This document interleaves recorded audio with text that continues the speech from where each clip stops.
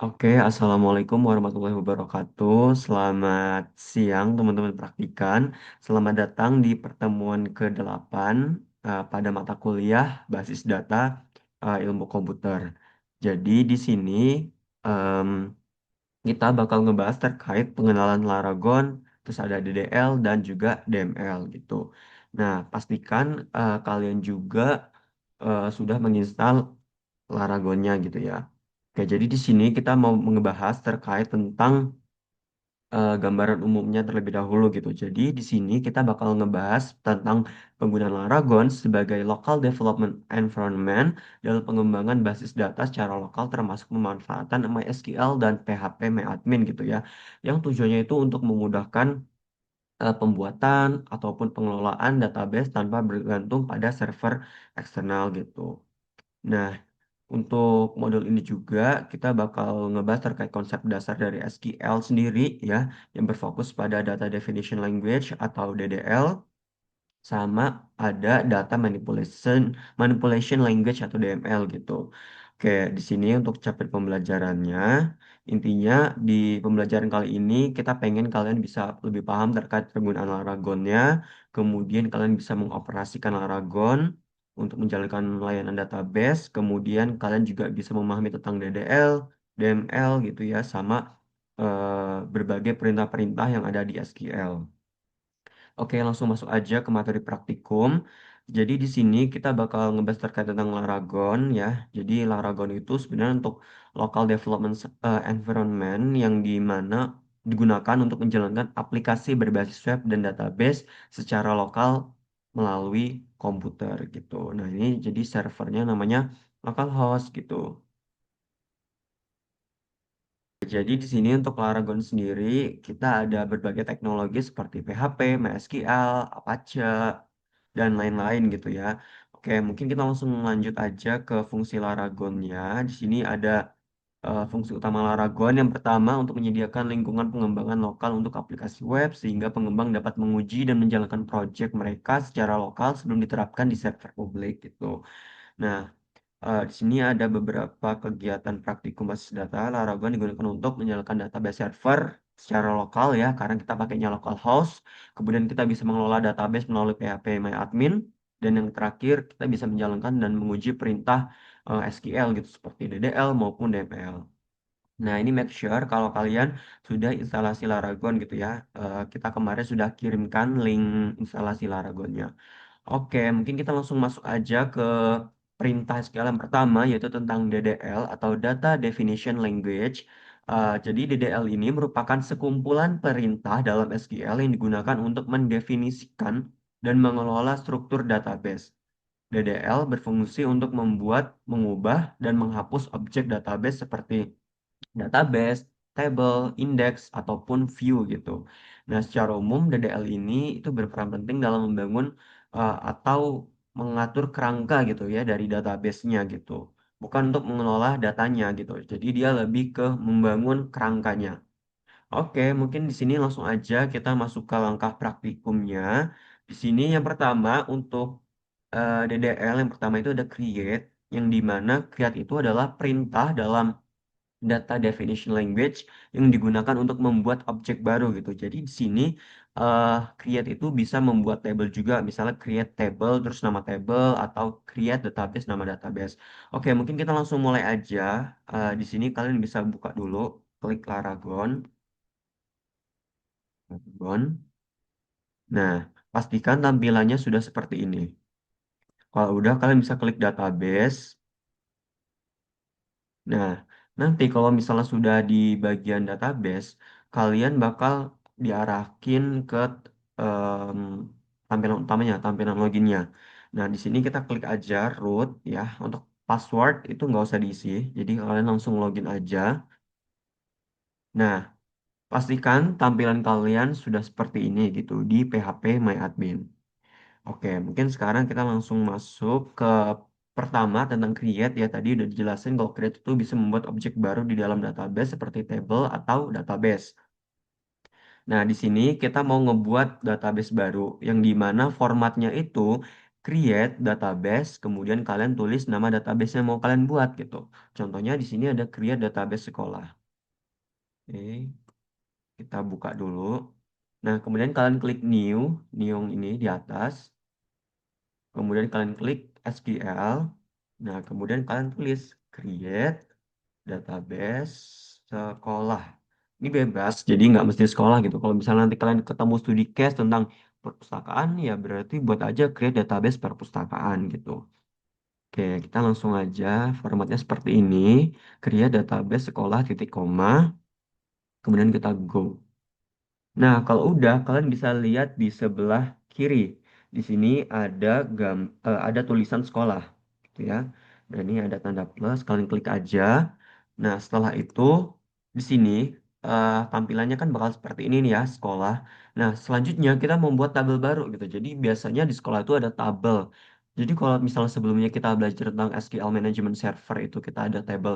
Misalnya dia buat database temuan 7, kemudian nanti di tabelnya itu ada tabel mahasiswa, tabel dosen, dan lain. Nah, ini juga sama gitu ya. Kita bakal ngebuat tabel baru dengan cara kita buat create table siswa. Nah, ini kita klik dulu tadi ya, sekolahnya. Kemudian kita ke SQL. Kemudian create table siswa. Buka kurung. Nah, buka kurung ini tujuannya kita mau ngisi atribut-atributnya gitu.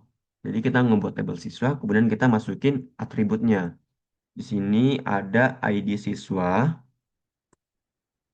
ID siswa. Nah, untuk tipe kemudian formatnya itu tipe datanya. Tipe datanya integer.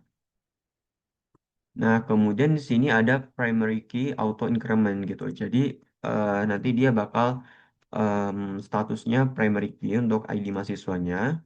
Kemudian auto increment itu tujuannya supaya kalau misalnya kalian ada data baru nih, kalau misalnya kalian buat sistem gitu ya, website, dan kalian nginputin, nanti primary key-nya itu bakal otomatis keisi gitu. Jadi kalian nggak perlu ngisi lagi gitu. Jadi dia otomatis keisi. Kemudian kita klik koma, kemudian kita bawahin. Nah, kemudian di sini ada nama nama dengan tipe datanya varchar, untuk ukurannya itu 50. Kemudian statusnya not null.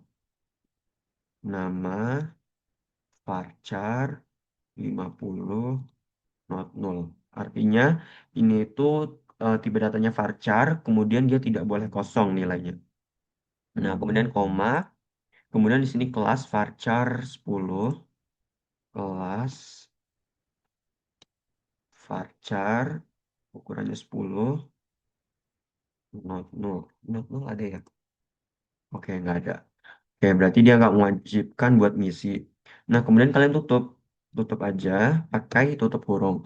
Nah, kalau misalnya kalian datanya itu sudah sampai di sini, kalian nggak perlu pakai titik koma gitu. Jadi cukup titik komanya kalau misalnya dia ada data lagi. Nah, kita bisa tambahin koma kalau misalnya di sini ada data lagi, misalnya alamat gitu. Tapi kalau misalnya dia udah habis, dia nggak perlu pakai koma. Nah, ini udah, ini untuk membuat tabel baru. Nah, kita lihat di sini tabel siswa. Nah, di sini kan udah muncul kalau misalnya ID siswa, terus ada nama, ada kelas juga. Nah, atau kalau kalian mau ngeliat strukturnya gitu ya, tipe datanya apa, di sini kita bisa lihat integer, varchar, kemudian kelas juga varchar gitu. Oke, mungkin kita lanjut ya. Di sini masuk ke alter. Jadi alter itu merupakan perintah dalam data definition language yang digunakan untuk mengubah struktur database yang yang sudah ada tanpa harus membuat ulang dari awal gitu ya. Jadi perintah ini itu biasa digunakan ketika ada kebutuhan untuk menyesuaikan tabel seperti menambahkan kolom baru, mengubah tipe data kolom, atau menghapus kolom tertentu. Dengan alter, struktur database dapat dikembangkan secara fleksibel sesuai kebutuhan sistem yang terus berubah gitu. Nah, oke, mungkin kita langsung masuk ke langkah praktikumnya. Di sini kita mau menambahkan kolom pada suatu tabel. Nah, oke, di sini kita masuk ke tabel siswa, kemudian kita ke SQL, kemudian kita bisa klik alter tabel siswa, kemudian kita nggak usah pakai buka kurung, kita langsung masuk aja ke add email. yang dimana tipe datanya itu varchar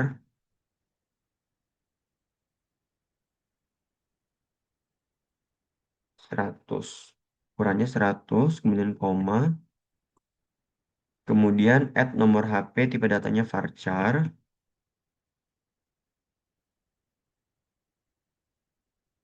titik koma. Nah, seperti yang kita tahuin, kalau misalnya siswa tadi kan adanya itu cuman ID kelas, terus nama sama kelas ya, maksudnya ID siswa, terus nama siswa sama kelas. Nah, sekarang kita mau nambahin kolom email sama nomor HP gitu. Nah, caranya kalian bisa memakai alter table ini gitu. Oke, mungkin kalian bisa langsung aja klik go. Nah, kita lihat. Nah, di sini bertambah nih kolomnya, ada email sama nomor HP gitu. Oke, mungkin kita langsung lanjut ke alter yang kedua. Di sini kita mau menghapus kolom dalam suatu table gitu. Nah, di sini kita mau menghapus kolom nomor HP yang tadi kita buat gitu. Caranya klik SQL lagi, kemudian alter table siswa, kemudian drop ya, drop kolom. Jangan lupa ya kolom nomor HP titik koma. Nah, nanti dia bakal ada notif pop up kayak gini ya. Jadi kalian klik OK. Nah, kita lihat. Nah, dia nomor HP-nya hilang gitu. Hapus. Oke, mungkin lanjut lagi. Di sini kita mau mengganti nama atau tipe data kolom dalam tabel. Nah, jadi untuk formatnya di sini alter table, kemudian nama table, habis itu kemudian kalian klik change, nama kolom, terus nama kolom yang lama, terus nama kolom yang baru, kemudian tipe datanya. Nah, di sini kita mau mengubah nama kolomnya dari nama doang menjadi nama lengkap. Nah, kita lihat di sini kan nama aja nih, nama. Oke. Kemudian kita langsung klik SQL, kemudian tulis alter table siswa, change nama, kemudian nama kolom barunya, nama lengkap, tipe datanya varchar 100. Oke. Kalau udah, kalian tinggal klik go. Nah, kita lihat. Nah, di sini nama kolomnya udah berubah. Yang awalnya nama jadi nama lengkap. Gitu. Nah, itu gunanya untuk alter ya. Jadi, dia bisa buat menambah kolom pada suatu table. Kemudian bisa menghapus kolom. Bisa juga em, mengganti nama atau tipe data kolom dalam suatu table. Nah, selanjutnya kita masuk ke rename. Jadi kalau rename ini em, sebenarnya sama aja. Oh ya, tapi kalau rename dia lebih ke rename tabelnya gitu. Jadi di sini rename adalah perintah dalam DDL yang digunakan untuk mengubah nama objek dalam database seperti table atau kolom tanpa mengubah isi data di dalamnya gitu. Oke, jadi di sini langsung aja kita coba. Ini untuk formatnya rename table, nama table lama to nama table baru. Oke, kita klik siswa. Oke, rename table siswa to misalnya siswa sini apa nih? Data siswa. Oke, data siswa titik koma. Kalau udah kita klik oke. Nanti setelah itu kalian tinggal klik refresh. Nah, kita klik sekolah. Nah, dia bakal berubah data siswa. Oke, itu untuk rename. Nah, terakhir dalam DDL di sini ada drop. Jadi drop ini untuk menghapus objek database secara permanen seperti table atau database. Nah, ketika perintah drop ini tuh dijalankan, nanti struktur-struktur yang ada di database itu dan seluruh data yang ada di dalamnya itu bakal hilang juga gitu dan tidak bisa dikembalikan. Jadi sebenarnya kalian perlu hati-hati juga ya. Kalian perlu take note buat hati-hati, jangan sampai kalian ngedrop asal-asalan gitu. Karena nanti kalau misalnya kalian ngedrop database, otomatis isi atau atribut kalian itu bakal hilang juga gitu. Di sini kita mau ngedrop tabel data siswa. Oke, kita klik SQL, kemudian kita drop, langsung aja drop table, eh drop database ya, table data siswa. Oh ya, table benar-benar. Table, kemudian data siswa. Nah, di sini kita mau ngedrop table data siswa. Kita refresh dan dia bakal hilang tuh. Dia nggak ada. Atau kalau misal kalian mau ngedrop database juga bisa. Database sekolah. Titik koma. Nah, tuh dia hilang. Dia udah nggak ada gitu untuk database sekolahnya. Oke, mungkin itu aja untuk data definition language gitu ya. Selanjutnya kita bakal ngebahas terkait data manipulation language yang bakal di-explain sama KTW. Oke, nah selanjutnya kita akan belajar terkait DML. Wah, apa sih DML itu? Jadi, Data Manipulation Language atau DML adalah subset dari SQL atau Structured Query Language yang digunakan interaksi dengan data yang tersimpan dalam struktur basis data yang ada. Kalau DML ini fokus pada isi datanya atau record. Kalau sedangkan yang DDL tadi yang udah dijelasin sama Karama itu fokusnya itu untuk ngatur struktur tabelnya. Nah, melalui DML ini pengguna itu dapat menambahkan, mengubah, menghapus, serta menampilkan data yang tersimpan di dalam tabel. Keempat fungsi ini tuh lebih dikenal dengan operasi CRUD gitu. Jadi kayak create, read, update, delete gitu. Dan semuanya itu memastikan bahwa aplikasi dapat mengelola data secara konsisten, akurat, dan real time. Dan di sini mungkin kita langsung aja ke langkah praktikumnya. Kalian masih tetap di satu database yang sama, yaitu ada database sekolah yang tadi sebelumnya sudah dibuat. Terus di sini kita bisa tambahkan tabel gitu. Jadi sini saya pakai create table mapel. Oke, nah sini ke localhost-nya dulu. Nah, di sini kita pertama cari dulu ya database-nya, diklik dulu. Nah, berarti kan ini kita dari database sekolah, terus kita klik di SQL-nya. Oke, nah di sini, create tabel mapel ini ya sama kayak tadi yang sudah dijelaskan Kak Rama ya. Di sini berarti kalau ID mapel tuh ID-nya gitu. Di sini kan primary key auto increment berarti nanti ID-nya tuh bakal langsung ketulis otomatis nih 1 2 3 4 5 dan seterusnya. Dan nama mapel ini varchar 50 berarti dia tuh tipe data varchar dengan maksimal karakter 50 dan dia not null berarti dia tidak boleh kosong gitu. Dan jumlah jamnya ini dia nggak not null karena ini sebenarnya variasi aja ya guys ya. Sebenarnya kalian bisa tulis not null juga, tapi di sini saya tulis nggak not null gitu, karena ini variasi aja. Jadi jumlah jam itu sebenarnya bisa isinya tuh kosong gitu. Nah ini bisa aja klik, bisa langsung klik go dan ya sudah ter dia udah masuk ke dalam database tersebut, udah nambah databasenya. Terus lanjut ke sini. Sini ya sama ya, ada ID. Oke, kita bisa cek nih. Klik mapel, nah ada ID mapel, nama mapel, dan jumlah jam. Dan selanjutnya, sini ada sedikit tambahan juga terkait foreign key pada tabel. Nah, terkait eh, konsep foreign key ini kan kita sudah pernah bahas juga di SQL Server sebelumnya. Dan di sini juga bisa kita terapkan dalam Laragon ini gitu. Jadi di sini definisi foreign key itu adalah sebuah kolom pada suatu tabel yang digunakan untuk menghubungkan data dengan tabel lain. Ya, berarti kayak ibaratnya misal nih kita punya ID di salah satu tabel yang dimana dia tuh jadi primary key.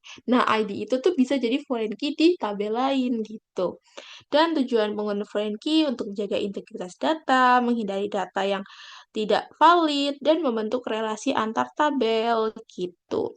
Dan di sini contoh penggunaan foreign key-nya, kita bisa lihat sini. Nah, mungkin saya pindah dulu. Oke, wait, sebentar. Kita ke SQL lagi.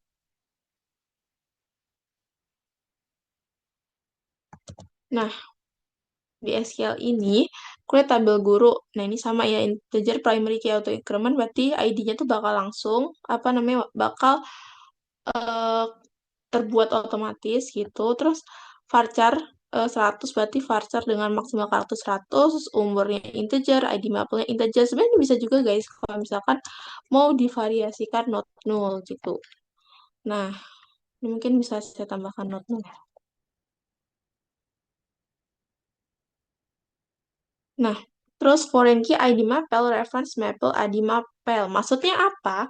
Jadi, di sini kita di tabel guru ini itu tuh memasukkan ID mapel gitu. Di mana ID mapel itu merupakan suatu primary key dari tabel mapel yang sudah dibuat gitu. Jadi kayak foreign key ID mapel, reference mapel, ID mapel. Berarti di sini ID mapel ini tuh referensinya tuh dari ID mapel di tabel mapel ini gitu. Jadi dia tuh reference, berarti reference tuh kayak mengarah ke tabel mana gitu. Jadi ini nama tabelnya dan ini merupakan nama ID-nya gitu. Dan bisa langsung kita run aja. Nah, gitu. Terus selanjutnya, sini berarti udah ada nih ya, mapel dan juga guru. Nah, tapi di sini isinya masih kosong gitu, karena kita baru create tabelnya dulu gitu. Dan sini dengan adanya foreign key itu database dapat memastikan bahwa data yang dimasukkan tuh tetap konsisten dan valid. Dan dengan adanya foreign key ini tuh terlihat nih adanya hubungan antara satu tabel dengan tabel lainnya gitu. Nah, oke, selanjutnya kita langsung aja ke DML ini gitu. Yang pertama itu ada insert atau menambahkan data. Di mana perintah insert ini tuh untuk menambahkan data baru ke dalam suatu tabel pada database. Yang mana data ini tuh dimasukkannya tuh harus sesuai dengan struktur tabel, baik dari segi jumlah, kolom, maupun tipe datanya. Jadi perintah ini tuh dapat digunakan untuk memasukkan satu data maupun beberapa data sekaligus gitu. Nah, di sini saya akan memasukkan untuk info into Maple gitu. Jadi bakal ke mapelnya gitu. Oke, sekarang kita ke SQL lagi.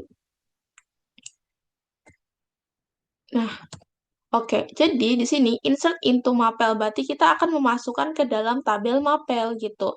Nah, kita harus tahu juga di tabel mapel itu ada atribut apa aja. Di tabel mapel ada atribut nama mapel dan jumlah jam. Jadi jangan lupa ditulis di sini gitu. Kalau misalkan atributnya ada 4, gimana Kak? Ya udah tulis aja 4 gitu. Terus kenapa ID mapelnya nggak ditulis lagi gitu? Kenapa ID mapel ini nggak ditulis lagi? Karena di sini sebelumnya di create tabel itu ID mapel tuh sudah kita tulis auto increment. Berarti di sini karena dia udah auto increment, kita tidak perlu memasukkan datanya lagi atau ibaratnya kita tidak perlu insert datanya lagi karena otomatis isi dari ID mapel itu bakal langsung terisi gitu. Jadi di sini kita tulis aja ya nama mapel dan jumlah jam. Sini ada nama mapel matematika, jumlah jamnya 4, terus ini bahasa Indonesia, terus jumlah jamnya 3, informatika, jumlah jamnya 5 gitu.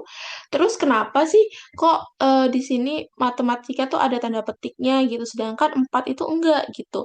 Nah, kalau misalkan matematika ini, kalau tadi kalian ingat, itu tipe datanya varchar ya, varchar atau ibaratnya tuh ini kata-kata gitu. Maka dari itu kita harus pakai petik nih di kanan sama kirinya gitu. Dan kalau untuk 4 ini kan dia tadi tipe datanya dia integer gitu. Karena dia integer, jadi kita tidak perlu pakai tanda petik di kanan atau kirinya gitu.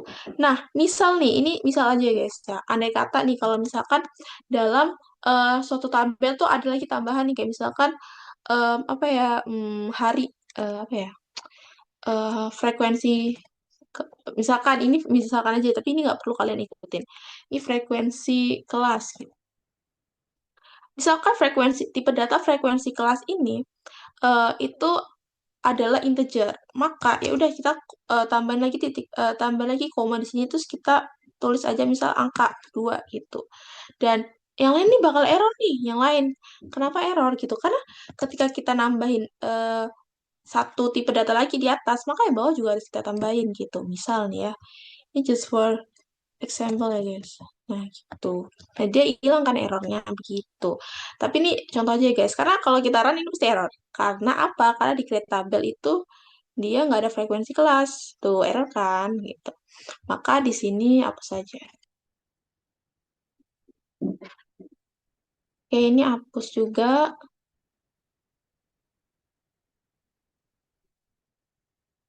Iya, oke, baik. Nah, ini bisa langsung di.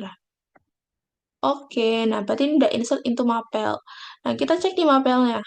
Tuh, udah ada isinya kan, gitu. Jadi, sinilah fungsi insert itu bekerja. Terus selanjutnya nih, kita insert into guru. Jadi, ini sama sih kurang lebih. Kalau misalkan insert into guru,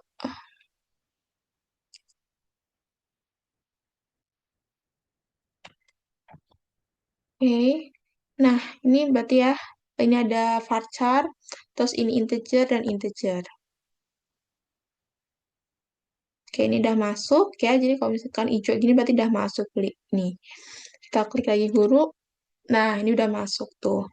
Oke, jadi begitulah untuk insert ya. Terus next-nya kita bakal ke select. Nah, select ini itu untuk menampilkan atau mengambil data dari satu atau lebih tabel dalam database. Data yang ditampilkan dapat berupa seluruh kolom maupun kolom tertentu saja. Dan di sini kita bisa contoh nih, menampilkan semua data suatu tabel. Kalau misalkan semua data dari isi tabel, kita bakal tulisnya gini. Select bintang from guru. Bintang ini berarti itu mewakili kayak ini tuh berarti akan ngambil semua datanya gitu dari tabel guru. Nah, ini jadi ini semua data gurunya gitu. Jadi bakal terlihat semua nih. Terus, next-nya, ini ada juga menampilkan data dengan syarat tertentu nih. Misal kita select from, ini adalah sintaks atau query dasarnya gitu. Sini ada select from guru, contohnya ya, select from guru where umur lebih besar dari 30. Nah, jadi di sini tuh kondisinya tuh menyesuaikan ya guys ya, bisa apa aja gitu. Kalau di sini kan kondisinya umur lebih besar dari 30, berarti kita bisa nih show query box, kita edit lagi di sini. Sorry. Select from guru, berarti select semuanya nih, select semuanya dari tabel guru, tapi dengan syarat yang umurnya lebih besar dari 30 gitu. Sago. Nah, ini ada dua nih yang umurnya lebih besar dari 30, yaitu umur 35 dan 40. Next-nya, oke, kita ada select nama kolom from nama tabel gitu. Jadi ini adalah menampilkan data pada kolom tertentu suatu tabel. Di sini saya ingin menampilkan nama mapel from tabel mapel gitu. Sini bisa kita balik ke query box-nya lagi. Nah, jadi kita ngambil nama mapel dari tabel mapel. Tuh, di sini kelihatan nih nama mapel ada matematika, bahasa Indonesia, informatika. Jadi kita nampilin aja kolom nama mapel aja gitu dari tabel mapel. Jadi kolom-kolom lainnya nggak ditampilin karena balik lagi kita cuma minta nama mapel gitu. Jadi ini untuk yang menampilkan data suatu kolom itu select nama kolom from nama tabel. Terus selanjutnya selain select, jadi select selain itu select kan menampilkan ya. Terus ada lagi nih update itu mengubah data. Jadi kayak ibaratnya memperbarui data gitu. Di sini itu digunakan untuk mengubah atau memperbarui data yang sudah ada dalam tabel. Perubahan ini dilakukan berdasarkan kondisi tertentu agar hanya data yang diinginkan saja yang diperbarui. Jadi kita bisa eh, update di beberapa data aja gitu. Tanpa penggunaan kondisi, seluruh data dalam tabel dapat berubah gitu.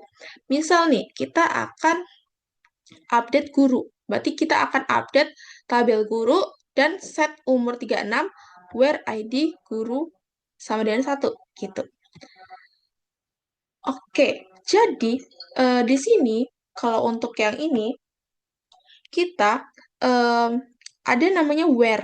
Where ini berarti adalah suatu kondisinya gitu. Karena di sini saya akan update khusus untuk ID guru yang satu. Kalau misalkan saya nggak pakai apa namanya where ID guru 91 misal, itu bakal ke-update semua gitu. Jadi semua ID itu bakal umurnya jadi 36. Tapi di sini saya ingin ID guru yang ke satu aja untuk set umur 36-nya. Dan di sini misal kita balik lagi ke show query box tuh. Jadi langsung aja tuh. Nah, ini kan tadi kalau kalian ingat-ingat ya, nih di sini kan fokus nih. Pak Andi dengan ID guru satu umurnya 35. Itu di awal ya. Terus kita bisa cek lagi. Nah, Pak Andi jadi umurnya 36 gitu. Karena aku update di bagian umur gitu. Terus nextnya ada lagi nih, select nama, oh sorry, selanjutnya itu ada menampilkan data pada kolom tertentu suatu tabel. Sorry, ini ya, kita balik ke update, maaf. Nah, ini udah ya guys ya untuk update yang pertama gitu. Terus nextnya itu ada update lebih dari satu kolom gitu. Jadi di sini di ID guru satu itu saya ingin mengubah nama gurunya tuh jadi lebih panjang gitu. Misal Pak Andi Wijaya, umurnya yang tadinya 36 saya pengen ganti jadi 37 gitu. Jadi di sini kita sama nih ya. Mungkin bisa lagi balik ke sini gitu. Jadi set nama guru. Oke, wait.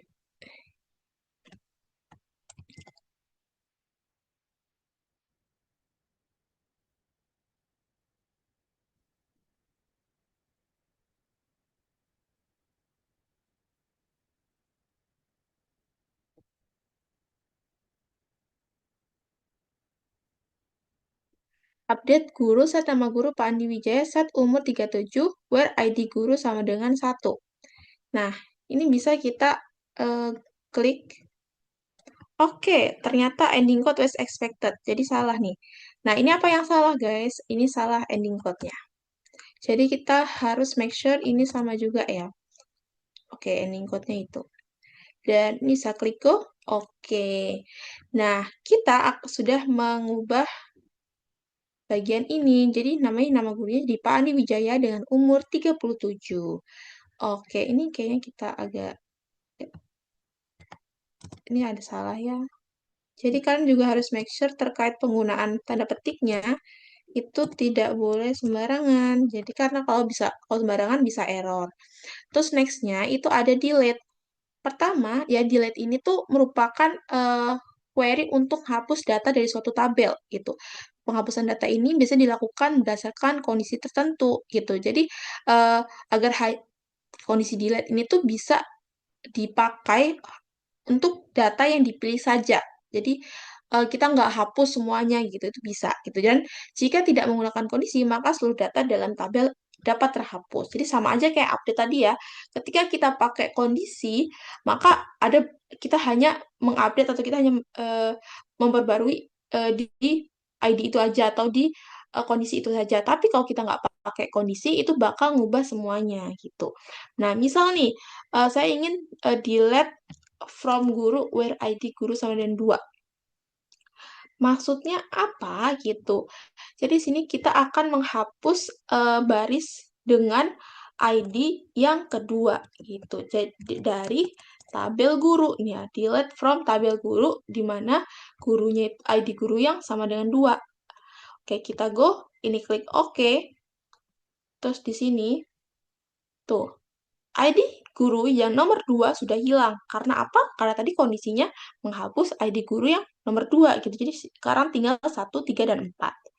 Terus, next-nya di sini itu ada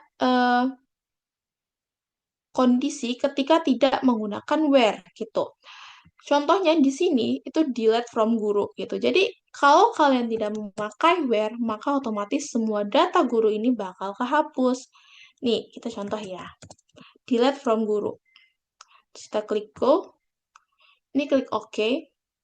Nah, ini udah affected, berarti udah berpengaruh. Nah, terus di sini udah hilang tuh isinya gitu. Jadi ketika dia itu tidak menggunakan kondisi, maka semua data itu bakal terhapus. Konsep ini tuh juga berlaku nih untuk kayak di update tadi ya, di update terus di delete gitu. Tanpa kondisi itu pasti bakal berubah semua gitu.